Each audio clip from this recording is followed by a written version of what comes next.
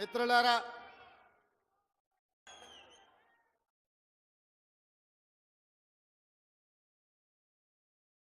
వేములవాడ రాజన్న సాక్షిగా ఈరోజు మీ అభిమాన నాయకుడి అధ్యక్షతన ఆది శ్రీనివాస్ మీ శాసనసభ్యుడి అధ్యక్షతన రాజన్న సిరిసిల్ల జిల్లా అభివృద్ధి కార్యక్రమాలకు తెలంగాణ రాష్ట్ర ప్రభుత్వం శ్రీకారం చుట్టి ఈ కార్యక్రమంలో నా సహచర మంత్రివర్గ సభ్యులందరూ, పార్లమెంట్ సభ్యులు, శాసనమండలి సభ్యులు, శాసనసభ్యులు, పార్టీ ముఖ్యమైన నాయకులు, ప్రభుత్వ అధికారులు, ప్రాణ సమానులైన ఈ అధికారం రావడానికి అహర్నిశలు రాత్రి మొవళ్ళు కష్టం చేసి ఈ కుర్చీలో కూర్చోబెట్టిన వేలాది మంది కుటుంబ సభ్యులందరూ కూడా మనస్ఫూర్తిగా ధన్యవాదాలు, కృతజ్ఞతలు తెలియజేస్తున్న మిత్రులారా. ఆనాడు పాదయాత్ర సందర్భంగా సమ్మక్క సారలమ్మ ఆశీర్వాదం తీసుకొని మొదటి అడుగు వేసిన రోజే ఈ అడుగు కేసీఆర్ గడీలను కూల్చే వరకు ఆగదు, అందులో వేలాది మంది కాంగ్రెస్ పార్టీ కార్యకర్తలు పాల్గొనాలని ఆ పాదయాత్రలో భాగంగా వేములవాడ రాజన్నను దర్శించుకొని సామాన్య ప్రజలను, తెలంగాణ ఉద్యమకారులను, అమరవీరుల కుటుంబాలను, తెలంగాణ ఆడబిడ్డలనే కాదు వేములవాడ రాజన్నను కూడా మోసం చేసిన చంద్రశేఖరరావు ప్రభుత్వాన్ని గద్దె దించాలి అని ఈ గడ్డ మీద నుంచి ఆ రోజు మనం మాట్లాడుకోవడం జరిగింది. ఆనాడు పిసిసి అధ్యక్షుడిగా మీ దగ్గరకు వచ్చినప్పుడే ఆ రోజు చెప్పిన ఇందిరమ్మ రాజ్యం ప్రజాప్రభుత్వం ఏర్పడుతుంది, రాజన్నకు సంబంధించిన అభివృద్ధి కార్యక్రమాలు, అదేవిధంగా వేములవాడ, సిరిసిల్ల, అదేవిధంగా చొప్పదండి నియోజకవర్గాల అభివృద్ధి కార్యక్రమాలు, ముఖ్యంగా 2 దశాబ్దాల నుంచి మిడ్ మానేరు ముంపు బాధితుల సమస్యను పరిష్కరించాలి. మీ వంట వార్పు కార్యక్రమంలో, మీ నిరసన కార్యక్రమంలో, మీరు చేస్తున్న పోరాటంలో చాలాసార్లు నన్ను ఆహ్వానించడం ద్వారా ఆనాడు మీ సమస్య నా దృష్టికి తీసుకొస్తే మనకు అవకాశం వచ్చినప్పుడు ఆ సమస్యను పరిష్కరించాలి అని చెప్పి ఆనాడే మీకు మాట ఇవ్వడం జరిగింది. ఇవాళ అదే కాకుండా కలికోట సూరమ్మ ప్రాజెక్టు పాదయాత్ర సందర్భంగా ప్రాజెక్టు మొత్తం కలే తిరిగి ఖచ్చితంగా అధికారులకు వచ్చిన వెంబడే ఈ ప్రాజెక్టును పూర్తి చేసే బాధ్యత కాంగ్రెస్ ప్రభుత్వం తీసుకుంటుంది అని ఆనాడు ఈ ప్రాంత రైతాంగానికి చెప్పడం జరిగింది. ఆ రోజు పాదయాత్రలో పెద్దలు జీవన్ రెడ్డి గారు ఈ జిల్లా స్థితిగతులను, ఈ జిల్లాలో గత 40-50 సంవత్సరాల నుంచి చేసిన అభివృద్ధిని, ఈ ప్రాంతానికి ప్రాతినిధ్యం వహించిన ప్రజాప్రతినిధుల గురించి వారు తెలియజెప్పినప్పుడు ఈ కరీంనగర్ గడ్డకు పరిపాలన చాతుర్యమే కాదు పోరాటాల పౌరుషం ఉన్నదన్న సంగతి ఆ పాదయాత్రలో కూలంకషంగా తెలుసుకోవడం జరిగింది. కొండగట్టు హనుమంతుడి ఆశీర్వాదం తీసుకొని ఖచ్చితంగా ఈ జిల్లా అభివృద్ధి కార్యక్రమాలలో ఆనాడు శ్రీరామ్ సాగర్ నుంచి మొదలు పెడితే శ్రీపాద ఎల్లంపల్లి ప్రాజెక్టు వరకు ఈ ప్రాంతంలో కట్టిన ప్రాజెక్టులు కాంగ్రెస్ పార్టీనే, మిగిలిన వాటిని పూర్తి చేసేది కూడా కాంగ్రెస్ పార్టీనే అని ఆనాడు మీ అందరికీ ఆ రోజు చెప్పడం జరిగింది. ఈరోజు మళ్ళీ కాంగ్రెస్ అధికారంలోకి వచ్చి కాళేశ్వరం అసంపూర్తి ప్రాజెక్టులు కావచ్చు, అందులో ఉండే ప్యాకేజీలు కావచ్చు, కలికోట సూరమ్మ ప్రాజెక్టు కావచ్చు, సిరిసిల్లలో ఉన్న ప్యాకేజ్ 9 కావచ్చు, ఇట్లా చెప్పుకుంటూ వెళ్తే ఈ ప్రాంతంలో వాయిదాలు పడుతున్న సాగునీటి ప్రాజెక్టులను పూర్తి చేయడానికి మీ జిల్లా ఇన్ఛార్జ్ మినిస్టర్ పెద్దలు ఉత్తమ్ కుమార్ రెడ్డి గారు నిరంతరం సమీక్షిస్తూ, అధికారులను సమన్వయం చేస్తూ, ప్రజాప్రతినిధులతో సమాచారం తెప్పించుకుంటూ ఈ జిల్లా మీద ప్రత్యేకమైన శ్రద్ధ కనబరుస్తున్నారు. వారు సాగునీటి పారుదల శాఖ మంత్రి కాదు, వారు ఈరోజు కరీంనగర్ ఉమ్మడి జిల్లాకు వారు ఇన్ఛార్జి మంత్రివర్యులు. తప్పకుండా కరీంనగర్ జిల్లా ప్రజలకు నేను ఒక మాట ఇవ్వదలుచుకున్నా. 100% ఈ నవంబర్ 30 తారీఖు లోపల మళ్ళీ ఉత్తమ్ కుమార్ రెడ్డి గారు మీ జిల్లాకు వచ్చి ఈ జిల్లాలో ఉన్న సాగునీటి ప్రాజెక్టులు అసంపూర్తిగా ఉన్న వాటిని అన్నింటినీ సమీక్షించి ఎంత కాలంలో పూర్తయితాయి, ఎంత నిధులు కావాలి, మన ప్రభుత్వం ఆ ప్రాజెక్టులను ఎలా పూర్తి చేస్తుందో పెద్దలు ఉత్తమ్ కుమార్ రెడ్డి గారు మీ ఎమ్మెల్యేల సలహాలు సూచనలు తీసుకొని తప్పకుండా ప్రాజెక్టులను పూర్తి చేయడం జరుగుతుంది అని చెప్పి నేను ఈ వేదిక మీద నుంచి చెప్పదలుచుకున్నా. అదేవిధంగా మిత్రులారా, కరీంనగర్ జిల్లా గురించి నేను కొత్తగా చెప్పాల్సిన పని లేదు. ఆనాడు ఈ దేశానికి దశ దిశ నిర్దేశం సూచించిన పివి నరసింహారావు గారు మంతని శాసనసభ నియోజకవర్గం నుంచి గ్రామ స్థాయి నుంచి ఢిల్లీ వరకు నాయకత్వాన్ని అందించి పరిపాలన అంటే ఇట్లా ఉండాలి, తెలంగాణ బిడ్డ పరిపాలన చేస్తే ప్రపంచమే ఆశ్చర్యపోయే విధంగా అబ్బురపడే విధంగా దేశాన్ని అభివృద్ధి పదం వైపు నడిపిస్తాడని చెప్పిన పివి నరసింహారావు మీ బిడ్డ, కరీంనగర్ బిడ్డ అని చెప్పి ఈ సందర్భంగా మనం గుర్తు చేసుకోవాలి. వారే కాదు, పెద్దలు చొక్కారావు గారు కావచ్చు, సత్యనారాయణరావు గారు కావచ్చు, ఇలా చెప్పుకుంటూ వెళ్తే ఈ కరీంనగర్ జిల్లా నాయకత్వాన్ని అందించిన జిల్లా. ఈ కరీంనగర్ జిల్లా రైతాంగానికి సమస్యలు వచ్చినా, నిరుద్యోగ యువతకు బాధ కలిగినా ఈ కరీంనగర్ జిల్లా నుంచే ఉద్యమాలు మొదలైనవి. ఈ కరీంనగర్ జిల్లా ఉద్యమాలకు ఎప్పుడు నాయకత్వం వహించింది. సిరిసిల్ల జగిత్యాల రైతాంగ పోరాటాలు ఈ రాష్ట్రం, ఈ ప్రజలు ఎప్పుడు మర్చిపోలే. రైతుల సమస్య వచ్చినప్పుడు ఈ ప్రాంతంలో రైతాంగ పోరాటాలను మనం కళ్ళతో చూసినాం. అదే కాదు, తెలంగాణ రాష్ట్రం కావాలి, తెలంగాణ రాష్ట్రం కళ నెరవేరాలి అని ఈ ప్రాంతంలో లేచిన ఉవ్వెత్తున ఉద్యమాన్ని ఆనాడు 2004 సంవత్సరంలో శ్రీమతి సోనియా గాంధీ గారు ఇదే కరీంనగర్ గడ్డ మీద నుంచి మీకు మాట ఇచ్చిండ్రు. మీ మనసులో ఉన్న కోరిక, ఈ తెలంగాణ ప్రజల ఆకాంక్ష నాకు తెలుసు, తప్పకుండా నెరవేరుతుంది అని చెప్పి శ్రీమతి సోనియా గాంధీ గారు ఈ కరీంనగర్ గడ్డ మీద నుంచే 4 కోట్ల ప్రజలకు మాట ఇవ్వడం జరిగింది. ఆ తర్వాత జరిగిన పరిణామాలు నేను చెప్పేదానికంటే మీ పార్లమెంట్ సభ్యుడు పొన్నం ప్రభాకర్ గారు ఆ రోజు పార్లమెంటులో పెప్పర్ స్ప్రేలను అడ్డుకొని తెలంగాణ బిల్లును ఆమోదింపజేయడంలో పెద్దలు జైపాల్ రెడ్డి గారి నుంచి మొదలు పెడితే మన పార్లమెంట్ సభ్యులందరూ పట్టుదలతోని వీరోచితంగా లోక్సభలో కొట్లాడితే తెలంగాణ రాష్ట్ర బిల్లు ఆమోదం అయ్యింది. తెలంగాణ రాష్ట్ర బిల్లు ఆమోదం ఆశామాసిగా జరగలే, అలా తప్పగా ఎవరో ఇవ్వలే. శ్రీమతి సోనియా గాంధీ గారు ఆంధ్రప్రదేశ్లో 155 అసెంబ్లీలు, 25 పార్లమెంట్లు ఉన్న పార్టీ శాశ్వతంగా నష్టపోయినా, కేంద్రంలో అధికారం కోల్పోతుందని తెలిసిన 4 కోట్ల తెలంగాణ ప్రజల కోరిక నెరవేరాలి, కరీంనగర్ గడ్డ మీద నుంచి ప్రజలకిచ్చిన మాట నెరవేర్చాలి అని వారు ఇచ్చిన మాటకు కట్టుబడి ఇవాళ తెలంగాణ రాష్ట్రం ఇచ్చింది. కాబట్టి మనందరం గర్వంగా తలెత్తుకొని నాది తెలంగాణ రాష్ట్రం, ఈ తెలంగాణ రాష్ట్రంలో ఇందిరమ్మ రాజ్యం, ప్రజా ప్రభుత్వం ఉన్నదని ఇవాళ మనం గొప్పగా గర్వంగా చెప్పుకునే పరిస్థితులు ఈరోజు మనకు వచ్చినాయి. అంటే శ్రీమతి సోనియా గాంధీ గారు కరీంనగర్ గడ్డ మీద నుంచి ఇచ్చిన మాట అన్న సంగతి నేను మీకు గుర్తు చెయ్యదలుచుకున్నా.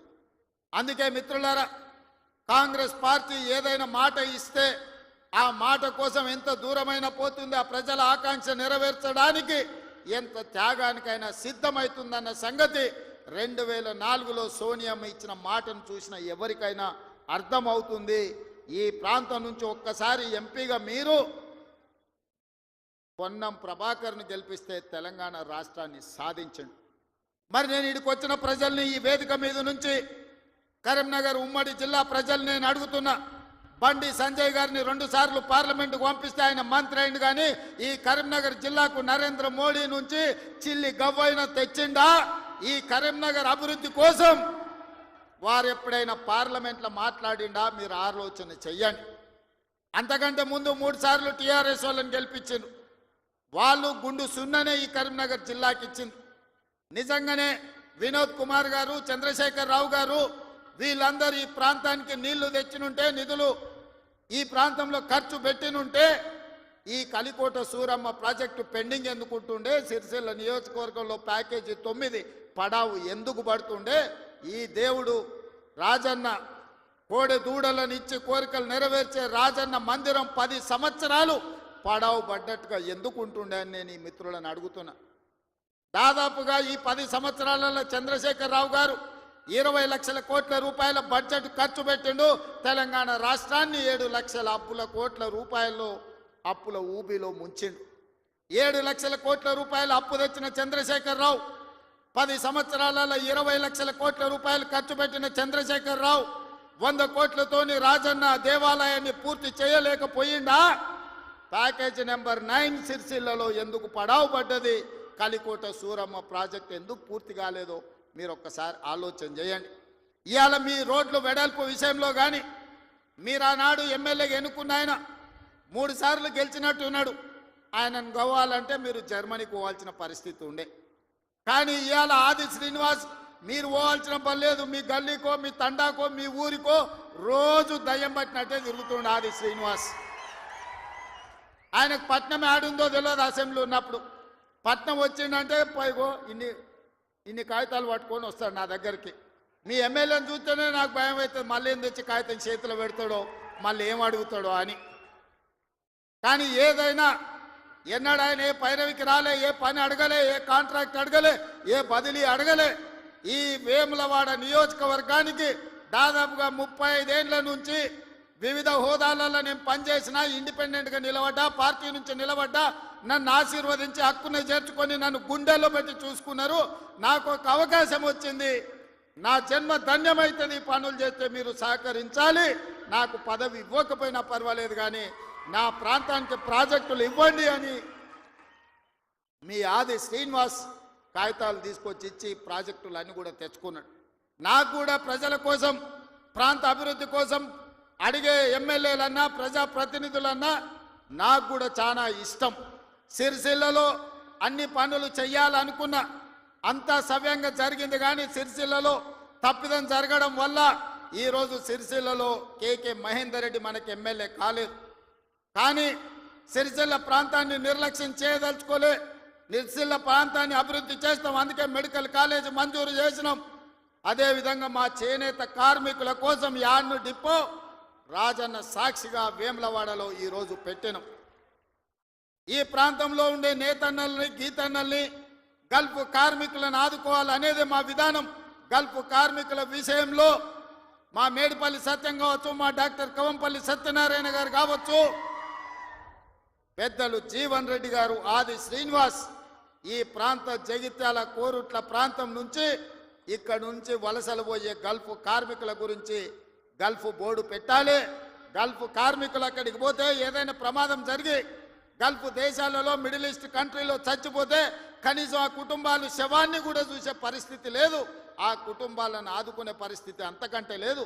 వాళ్ళ పిల్లలు అనాథలైపోతున్నారు.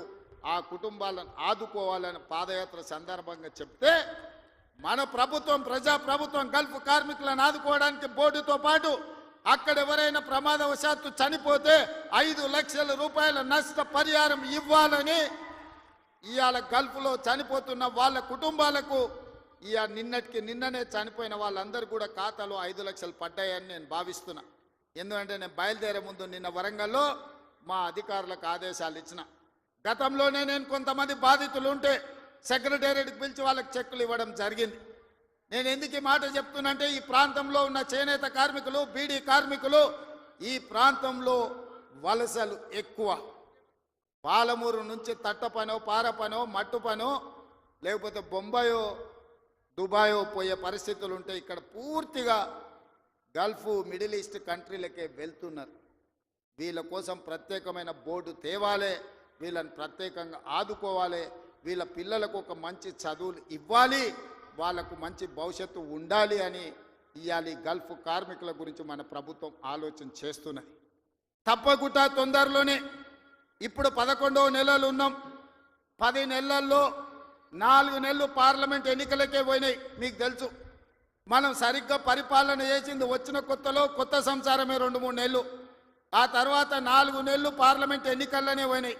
7 నెలలు తీస్తే సరిగ్గా కుదురుగా కుర్చీలో కూర్చొని సచివాలయానికి పోయి అధికారులతో మాట్లాడి పరిపాలనపరమైన నిర్ణయాలు తీసుకున్నది 4 నెలలే అని చెప్పి ఈరోజు తెలంగాణ సమాజానికి 4 కోట్ల ప్రజలకు నేను చెప్పదలుచుకున్నా.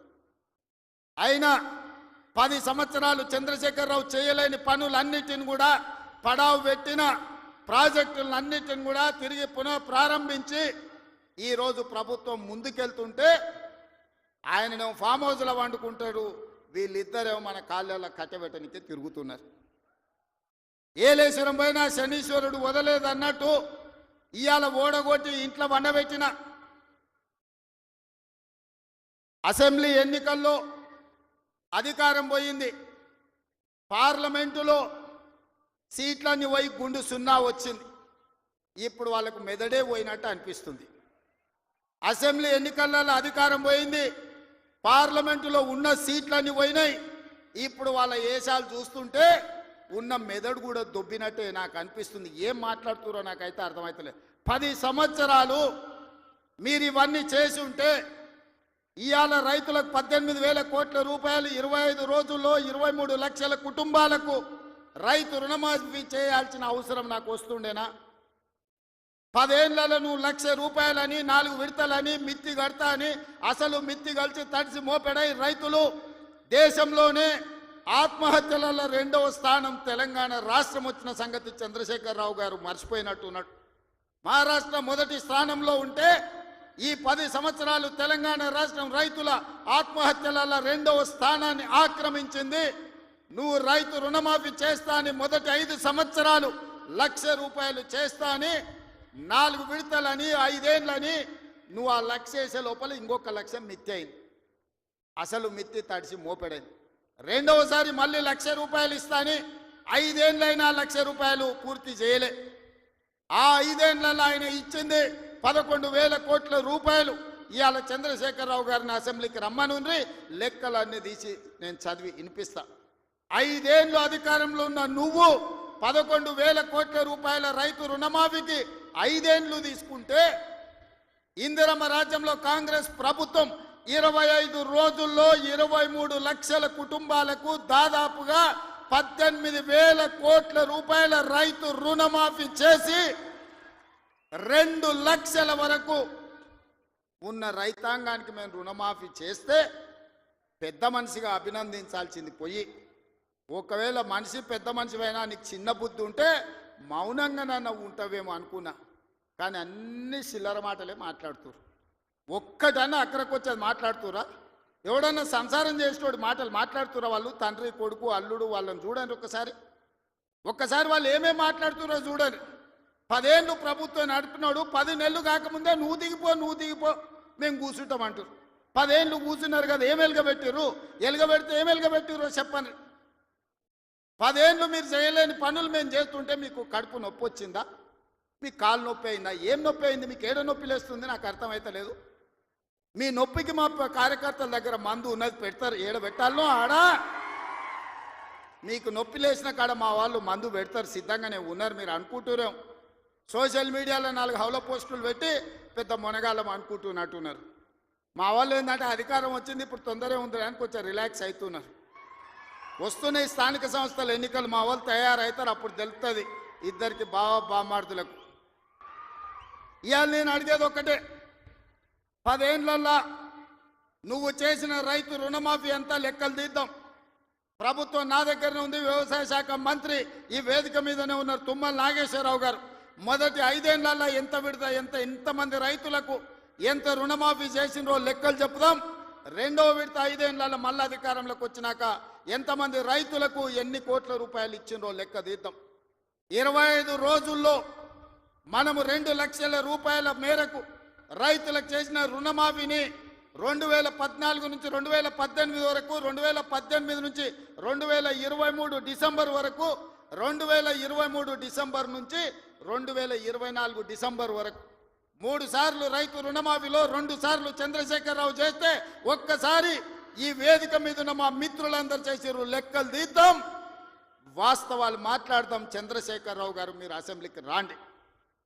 నీకు ధైర్యం ఉంటే, నిజాన్ని ఎదుర్కొనే చిత్తశుద్ధి నీకుంటే రా అసెంబ్లీలకు. మా వ్యవసాయ శాఖ మంత్రి ఈరోజు నీకు లెక్కలు చెప్తాడు, ఏమన్నా తక్కువ పడితే మిగతా సంగతి నేను చూసుకుంటా. అదేవిధంగా తెలంగాణ ఉద్యమమే నిరుద్యోగ సమస్య. ఈ నిరుద్యోగ సమస్యనే తెలంగాణ రాష్ట్రాన్ని సాధించి వందలాది మంది బిడ్డలు ఆత్మ బలిదానాలు చేసుకొని సాధించుకున్న తెలంగాణలో 10 నెలల్లో నేను 50,000 ఉద్యోగాలు ఇచ్చిన ప్రభుత్వ ఉద్యోగాలను 10 ఏళ్లలో నువ్వు ఎన్ని ఇచ్చినవో లెక్క కట్టు, తలకాయ లెక్క పెడదాం. 50,000కు ఒక్క తలకాయ తక్కువనే ఎల్పీ స్టేడియంలో అందరిని పిలుస్తా. 50కి తక్కువ ఉంటే అక్కడ నేను క్షమాపణ చెప్తా. స్వతంత్రం వచ్చినప్పటి నుంచి భారతదేశంలో ఏ రాష్ట్రం కూడా మొదటి సంవత్సరంలో 10 నెలల్లో 50,000 ఉద్యోగాలు ఇవ్వలేదు. నేను సూటిగా సవాలు విసురుతున్న చంద్రశేఖర్ రావు గారికి, రా నీ 10 ఏళ్ల పాలనలో ప్రతి సంవత్సరానికి నువ్వు ఎన్ని ఉద్యోగాలు ఇచ్చినావు, 10 నెలలల్లా నేను 50,000 ఉద్యోగాలు ఇచ్చిన లెక్క కట్టి తలకాయలు మొత్తం ఎల్పీ స్టేడియంలో పిలిపించి అందరిని పెడతా. నువ్వు వాళ్ళ తల లెక్క పెట్టుకో. ఒక్క తల తగ్గిన క్షమాపణ చెప్పడానికి నేను సిద్ధంగా ఉన్నా. అన్ని చిల్లర మాటలే. మా తాత ఉన్నప్పుడే నోటిఫికేషన్ ఇచ్చిండు, మా ముత్తాత ఉన్నప్పుడే మేము ఇవన్నీ చేసినాం అంటాడు. వెనకటికి ఎవడోనంటే వాడిని తాతలు నేతులు తాగుతానంట, ఇప్పుడు వీడు మూతులు నాకిండంట. గట్లున్నది వీళ్ళ మాటలు. చెప్పుకోవడానికి బాగానే ఉంటుంది. మా చచ్చిపోయిన బర్రె పగిలిపోయిన కుండ నిండా పాలిస్తుండని. బర్రె చచ్చింది, కుండ పగిలింది. ఇంకా బుద్ధి మాత్రం మారలేదు వీళ్ళకు. అందుకే ఇవాళ రైతు రుణమాఫీ విషయంలో కానీ, నిరుద్యోగ సమస్య విషయంలో కానీ, ఆర్టీసీలో ఆడబిడ్డలకు ఉచిత ప్రయాణం ఏదైతే ఇచ్చినామో 1,10,00,000 మంది ఆడబిడ్డలు ఈరోజు అమ్మగారి ఇంటికోవాలన్నా, రాముల వారిని దర్శించుకోవాలన్నా ఒక్క రూపాయి ఒక్క పైసలు లేకున్నా పోవచ్చు. 3,700 కోట్ల రూపాయలు మంత్రి పొన్నం ప్రభాకర్ గారు ఇవాళ ఖర్చు పెట్టి ఆడబిడ్డలకు ఉచిత బస్సు ప్రయాణం ఇచ్చాడు. ఇదే కాదు, ఆనాడు మోడీ ప్రభుత్వం 1,200 రూపాయల సిలిండర్ చేస్తే ఈరోజు ఆడబిడ్డలకు 500 రూపాయలకే సిలిండర్ ఇస్తున్నాం. ఆ శాఖ ఉత్తమ్ కుమార్ రెడ్డి గారు చూస్తున్నారు. అదేవిధంగా ప్యాడీ ఆయన ఏమన్నాడే, కేసీఆర్ ఊరేసుకుంటే ఊరేసుకున్నట్టే అన్నాడు. అన్నట్టు ఉండాలి కదా. ఆయన మాత్రం ఫామ్ హౌస్లో 150 ఎకరాలు ఊరేసుకున్నాడు. అవన్నీ లెక్కలు తీసి బయట పెట్టిన వీడియోలతో సహా. మా సార్ అట్లా వేసుకున్నాడు కానీ అని వాళ్ళ తాబేదారులు వచ్చి చెప్పారు. ఆ తర్వాత మన ప్రభుత్వం వచ్చినాక ఉత్తమ్ కుమార్ రెడ్డి గారితో వ్యవసాయ శాఖ మంత్రితో మాట్లాడి వరి పండించాల్సిందే, వరి కొనాల్సిందే, సన్న ఓట్లు వండిస్తే 500 బోనస్ ఇస్తామంటే ఇవాళ 66 లక్షల ఎకరాలల్లా 1,53,00,000 మెట్రిక్ టన్నుల వరి ధాన్యాన్ని ఇవాళ తెలంగాణ గడ్డ పండించింది. స్వతంత్రం వచ్చినప్పటి నుంచి ఉమ్మడి ఆంధ్రప్రదేశ్లో కూడా ఇంత వరి పంట రాలేదు. ఇవాళ మన 10 నెలల ప్రభుత్వంలో 1,53,00,000 మెట్రిక్ టన్నుల వడ్లు పండించిందంటే అది మన రైతన్నల గొప్పతనం కాదా? గతంలో వడ్లు అంటే కాళేశ్వరం నీళ్లు తెచ్చిన అన్నాడు. ఆ దిక్కుమాలినోడు కట్టిన కాళేశ్వరం మేడిగడ్డ, అన్నారము, సుందిల్ల 3 కుప్పగూలినాయి. వెనకటికి కూడా పనిమంతుడు పందిరేస్తున్నట కుక్కతో తలిగి కూలిపోయిందంట. కాళేశ్వరం కట్టిండెప్పుడు, కూలిందెప్పుడు? 1,00,000 కోట్లు నిండా మింగిండు, ఫామ్ హౌస్లో బోర్లో వండిండు. కాళేశ్వరం నుంచి సుక్క నీళ్లు లిఫ్ట్ చేయకుండా ఆనాడు కాంగ్రెస్ పార్టీ కట్టిన శ్రీరామ్ సాగర్ కావచ్చు, లేకపోతే శ్రీపాద ఎల్లంపల్లి కావచ్చు, కల్వకుర్తి, భీమా, నెట్టంపాడు, కోయిల్ సాగర్, శ్రీశైలం, నాగార్జున సాగర్, హంద్రి, నీవా అక్కడ కడితే ఇక్కడ ఈ ప్రాంతంలో తెలంగాణ ప్రాజెక్టులు కడితే ఈరోజు ఖమ్మంలో కట్టిన ప్రాజెక్టులు, వరంగల్లో కట్టిన ప్రాజెక్టులు, నిజామాబాద్, కరీంనగర్లో కట్టిన కాంగ్రెస్ కట్టిన ప్రాజెక్టులతో ఈరోజు 1,53,00,000 మెట్రిక్ టన్నుల వడ్లు ఈరోజు తెలంగాణలో వండినాయి. 1,00,000 కోట్లు కాళేశ్వరంలో కాంట్రాక్టర్లకు కాలబెట్టిండు. పాలమూరు రంగారెడ్డికి 20,000 కోట్లు కాలబెట్టిండు. ఇంతవరకు సుక్క నీరు రాలేదు. కాళేశ్వరంలో 52,000 ఎకరాలకు ఇచ్చాడు. 1,00,000 కోట్లు కాంట్రాక్టులకు బిల్లు ఇస్తే 52,000 ఎకరాలకు నీళ్ళు వచ్చినాయి. ఈసారి అవి కూలిపోయి అది కూడా రాలే. ఇప్పటి వరకు చంద్రశేఖర్ రావు గారి 10 ఏళ్లల్లో 1,83,000 కోట్ల రూపాయల ప్రజాధనాన్ని ఇరిగేషన్ ప్రాజెక్టుల మీద పెట్టిండు. నేను సూటిగా అడుగుతున్నా, ఏ ప్రాజెక్ట్ అయినా నువ్వు పూర్తి చేసినవా? ఏ ఒక్క ప్రాజెక్ట్ అయినా తెలంగాణ ప్రజలకు అంకితం చేసినవా? ఇది పూర్తయింది, ఇది ప్రజలకు అంకితమైంది, దీంట్లో నీళ్ళు వస్తున్నాయని చెప్తావా అని నేను అడుగుతున్నా. ఇవాళ మల్లన్న సాగర్ అంటాడు, రంగనాయక సాగర్ అంటాడు, కొండపోచమ్మ అంటాడు. రంగనాయక సాగర్ కడితే రంగనాయక సాగర్ దగ్గర హరీష్ రావు ఫామ్ హౌస్ కట్టుకున్నాడు. 3 దిక్కుల ప్రాజెక్ట్ ఉంటుంది, మధ్యలో ఆయనకు ఫామ్ హౌస్ ఉంటుంది. ఆయనకు 360 డిగ్రీలు వాటర్ ఫ్రంట్ వ్యూ ఉండాలంట. భూసేకరణ కోసం తీసుకున్న భూమిని హరీష్ రావు పేరు మీదకి బదిలీ చేపించుకున్నాడు. ప్రాజెక్టు కోసం సేకరించిన భూములు రంగనాయక సాగర్ సిద్దిపేట దగ్గర ప్రాజెక్టు కోసం సేకరించిన భూములు ప్రాజెక్టుల నుంచి తొలగించి హరీష్ రావు ఫామ్ హౌస్ కట్టుకున్నాడు. దానికి లెక్క చెప్పాల్సింది హరీష్ రావు గారు. ఏం చింత చేయకు, లెక్కలు తీస్తున్నా, నీ లెక్క చెప్తా. కొండపోచమ్మ ప్రాజెక్టు కట్టిందే కేసీఆర్ ఫామ్ హౌస్కు కాలువలు తీసుకెళ్లడానికి. ఇవాళ నిజ నిర్ధారణ కమిటీ వేసుకుందాం, కొండపోచమ్మ ప్రాజెక్టుకు పోదాం.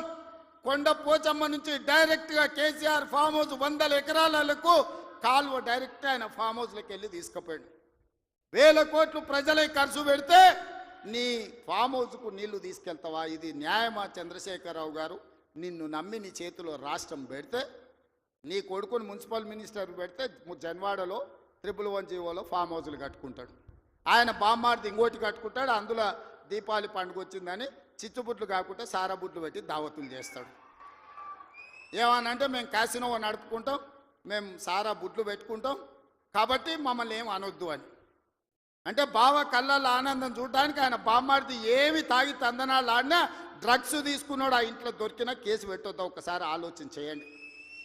ఎంత సిగ్గు లేకుండా మాట్లాడుతున్నారంటే, డ్రగ్స్ తీసుకున్నాడు దొరికిండు కదనే వాడు మొత్తం అందని. అవును, నేను డ్రగ్స్ తీసుకున్నాను వాడు ఒప్పుకుండు, డ్రగ్స్ ఉన్నోడు దొరికిండని వీడు ఒప్పుకుండు, కానీ వాడిని పట్టుకోవద్దంట పోలీసోడు. ఎందుకంటే మేము బీఆర్ఎస్ నాయకులం కాబట్టి మమ్మల్ని ఏమనొద్దని. ఈ రాష్ట్రంలో, ఈ దేశంలో బీఆర్ఎస్ వాళ్ళకి ఏమైనా కొత్త చట్టం ఉందా? ఇడిచిపెట్టాలా? ఊర్లో డ్రంక్ అండ్ డ్రైవ్ అని పిల్లలు ఇవ్వడానికి తెలిచో తెలియక తాగితే నోట్లో పుల్ల పెట్టి ఊదిచ్చి వాని బండి గుంజుకొని వాని పోలీస్ స్టేషన్లో పెట్టి వాని ఈపులు వలగొట్టి వాని దగ్గర 5,000 వసూలు చేస్తున్న సన్నాసి, నీ బామ్మార్ది డ్రగ్స్ తీసుకున్నాడు ఇంట్లో దొరికితే, అక్రమంగా ఫామ్ హౌస్ కట్టుకుంటే, వాని ఇంట్లో విదేశీ మద్యం దొరికితే వాని మీద కేసు పెట్టొద్దు అంటున్నావంటే చట్టం నీకోటి, పేదోళ్ళకి ఇంకొక చట్టమా అని నేను అడుగుతున్నా. ఇదా తెలంగాణ రాష్ట్రంలో 10 ఏళ్ళ అధికారంలో ఉన్న మీరు ప్రజలకు చెప్తున్నది? ఇవాళ అభివృద్ధి గురించి మాట్లాడతాడు. 75 ఏళ్ళనే నా కొడంగల్ ఎప్పుడో 1960లో మా పెద్దలు గురునాథ్ రెడ్డి గారి వేదం మీద ఉన్నారు. 6 సార్లు ఎమ్మెల్యే అయ్యాడు. ఎందుకో ఒక్కసారి కూడా వారిని మంత్రిని చేయలే గత ప్రభుత్వాలు. అచ్యుతారెడ్డి అని ఎప్పుడో 60లో ఒక్కసారి కొద్ది రోజులు మంత్రి అయ్యాడు. స్వతంత్రం వచ్చినప్పటి నుంచి ఈ రోజు వరకు మా కొడంగల్ నియోజకవర్గం మీద ఎవరు దయ చూపించలే, ఆ ప్రాంతం నుంచి ఎవరు మంత్రి కాలే.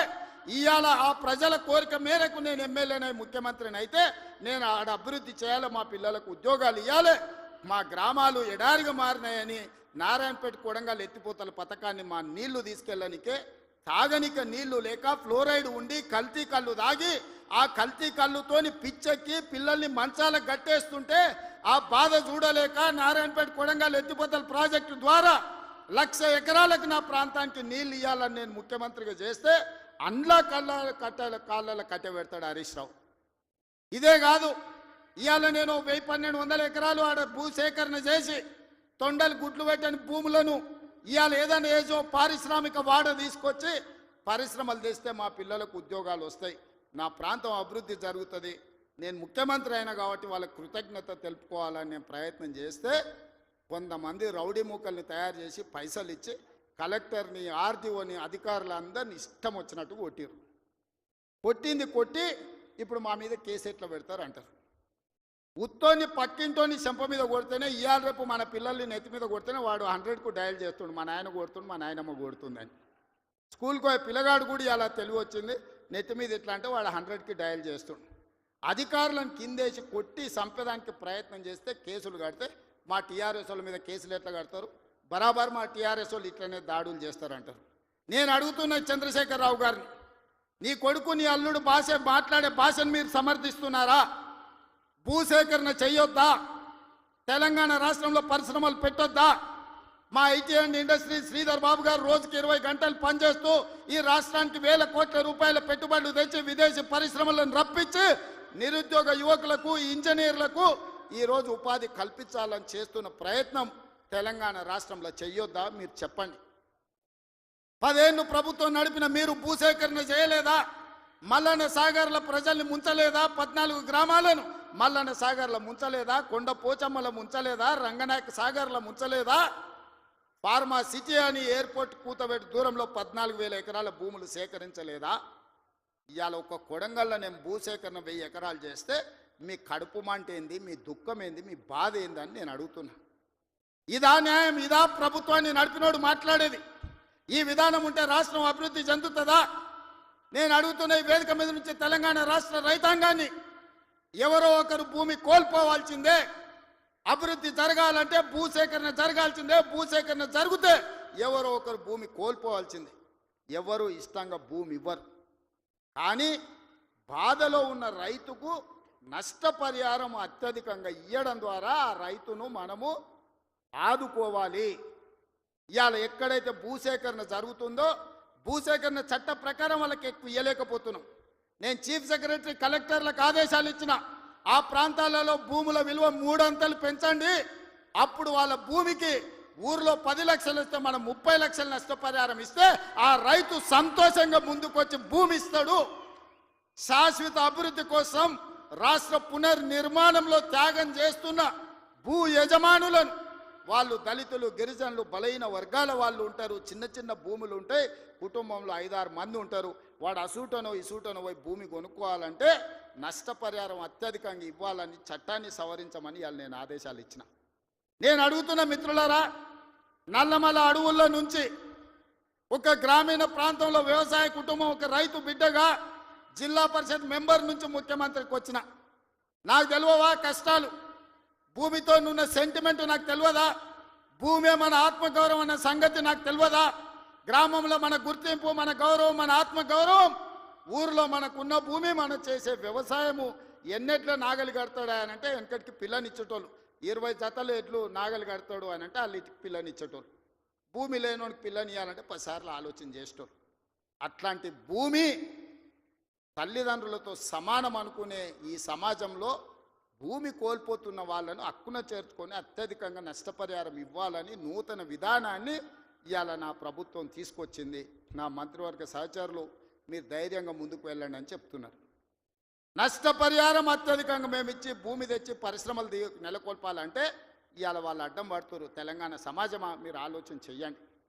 ఇది మన తెలంగాణకు మేలు చేస్తుందా?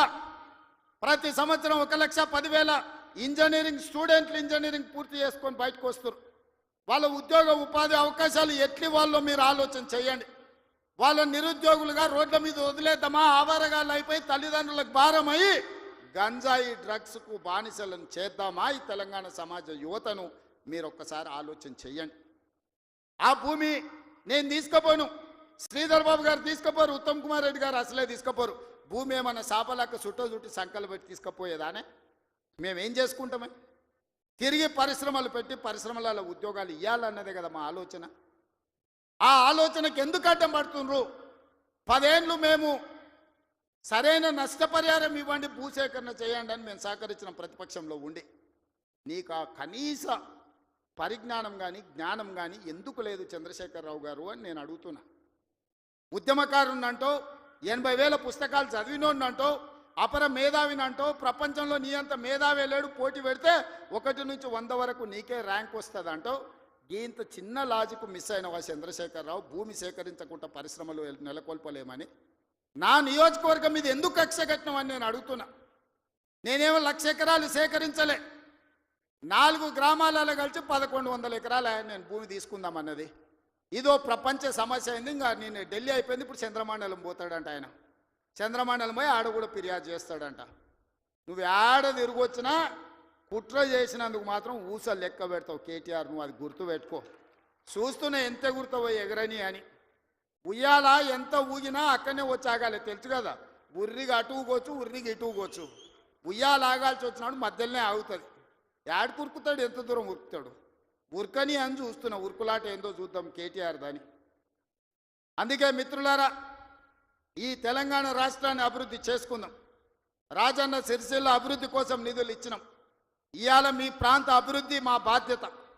10 సంవత్సరాలలో ఈ తెలంగాణను ఒక గొప్ప అద్భుతమైన అభివృద్ధి చెందిన రాష్ట్రంగా తీర్చిదిద్దుకుందాం.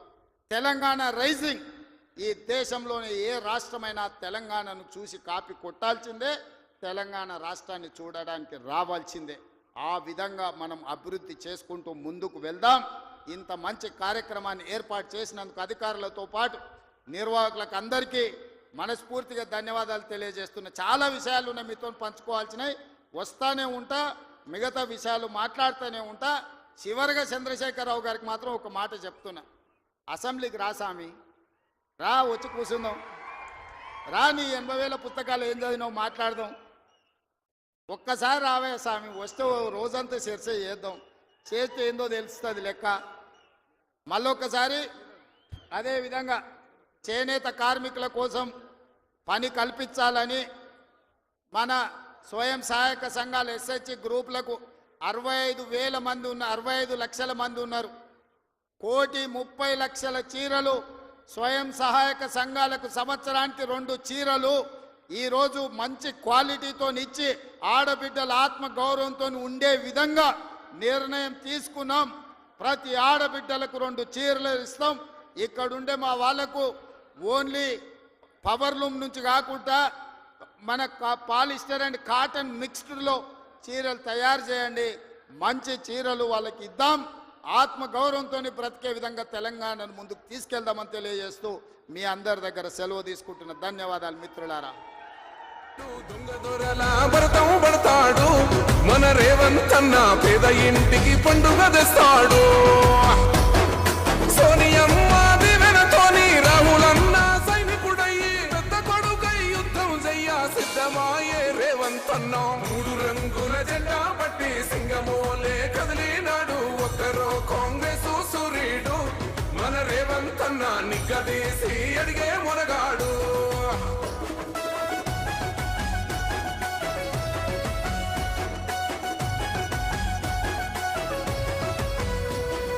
దాడులెన్ని జరిగిన గాని దడువలేదు రేవంత్ అన్న, గంతకంతా ఎత్తుకు ఎదిగాడు.